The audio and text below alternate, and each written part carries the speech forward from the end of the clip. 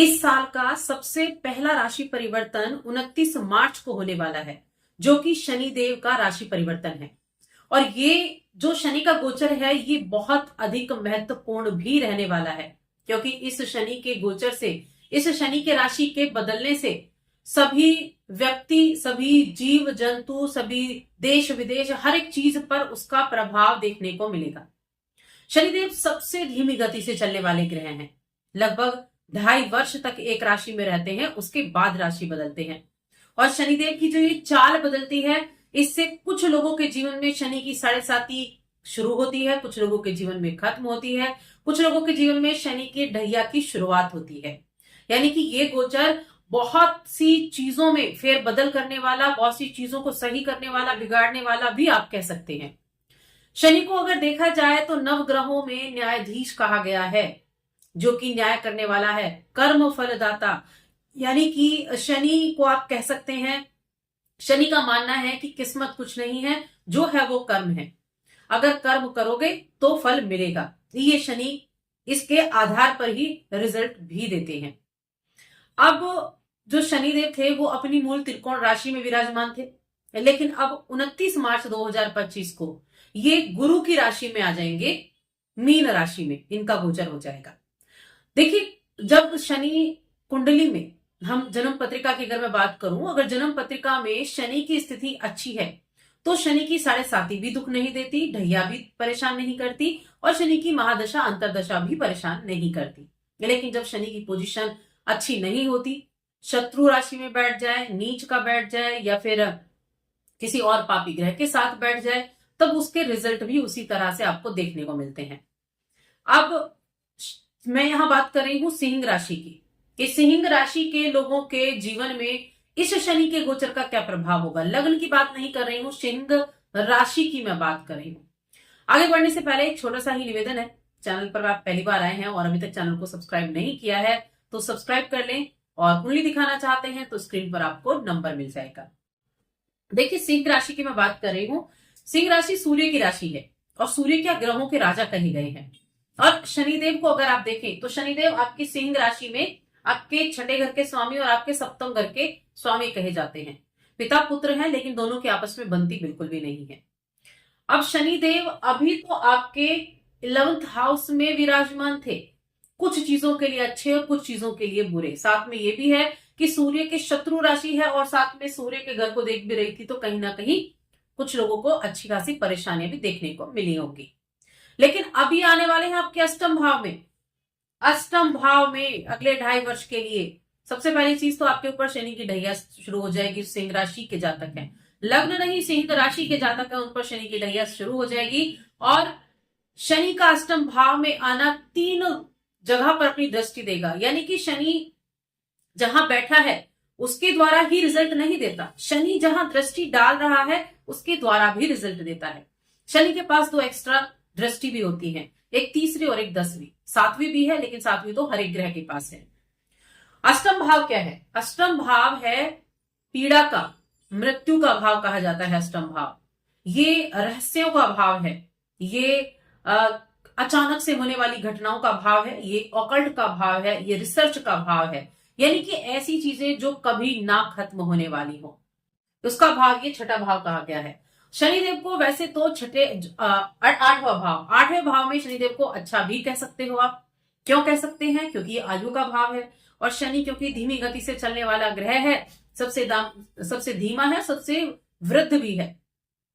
और शनि जहां होता है वह वृद्धि करता है, तो ये आयु की वृद्धि करता है। यानी कि अगर किसी की कुंडली में अष्टम भाव में शनि बैठे हैं तो समझ लीजिए आयु बहुत लंबी होने वाली है।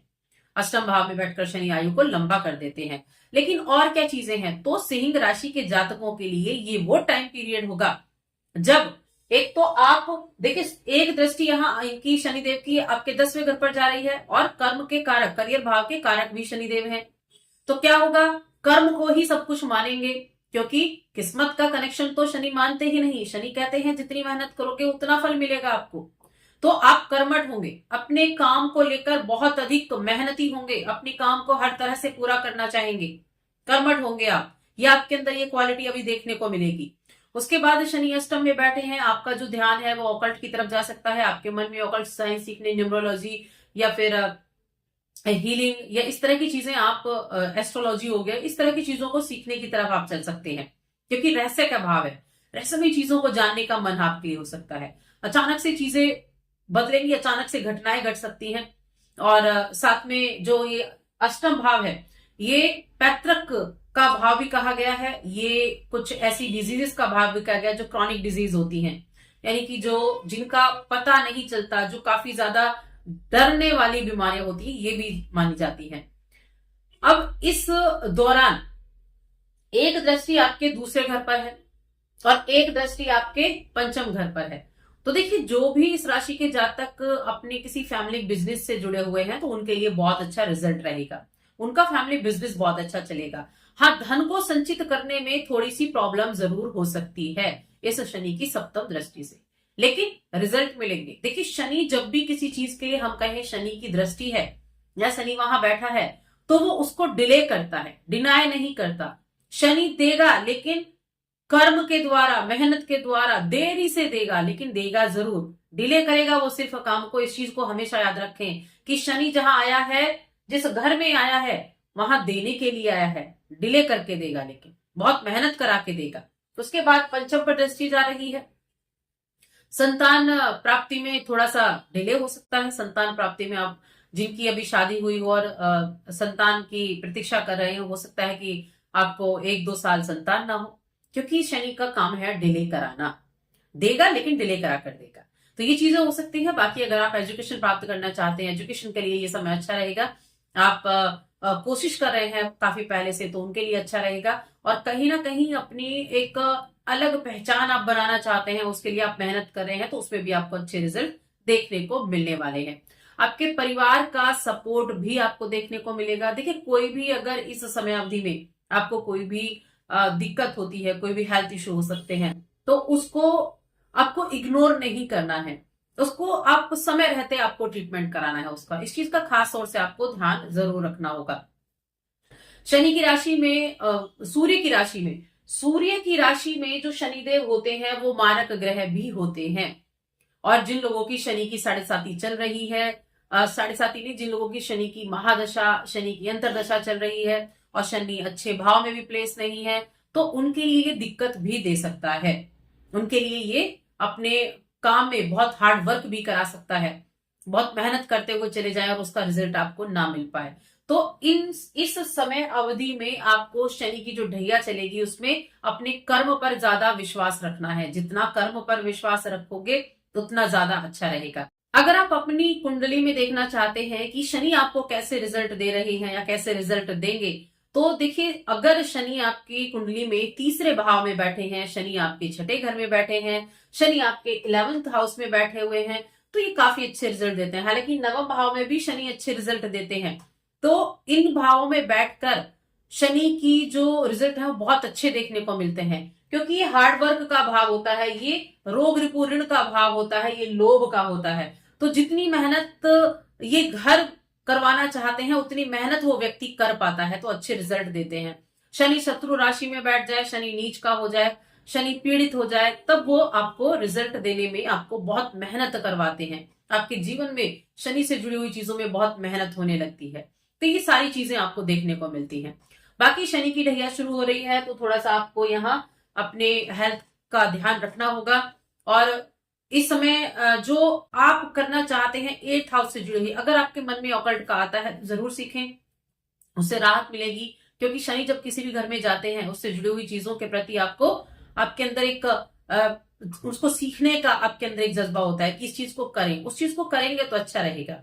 साथ में ट्रैवल भी होते हुए दिखाई दे रहे हैं कि ट्रैवल भी हो सकते हैं, तो उसके लिए भी अच्छा रहेगा। स्टूडेंट के लिए अच्छा है, जो रिसर्च वगैरह के कामों से जुड़े हुए हैं, जो रिसर्च कर रहे हैं, जो हायर एजुकेशन से जुड़े हैं, उनके लिए भी स्थितियां जो हैं वो काफी अच्छी रहेंगी। लेकिन फिर भी ध्यान जरूर रखना है शनि की ढैया के दौरान। शनि के थोड़े से उपाय आपको करने हैं, जैसे पीपल को पानी देना, शनिवार के दिन पीपल पर आप जाइए, जल अर्पित करके आइए, इस कार्य को कर सकते हैं। और हनुमान चालीसा का पाठ कर सकते हैं प्रतिदिन। और अगर शनि आपको पीड़ित कर रहे हैं, तो आप सुंदरकांड का पाठ हर एक शनिवार को करना शुरू करें, आपको बहुत जल्दी राहत देखने को मिलने वाली है। तो बस आज की इस वीडियो में इतना ही। वीडियो कैसी लगी कमेंट करके जरूर बताएं, और चैनल पर पहली बार आए तो सब्सक्राइब करके जाएं।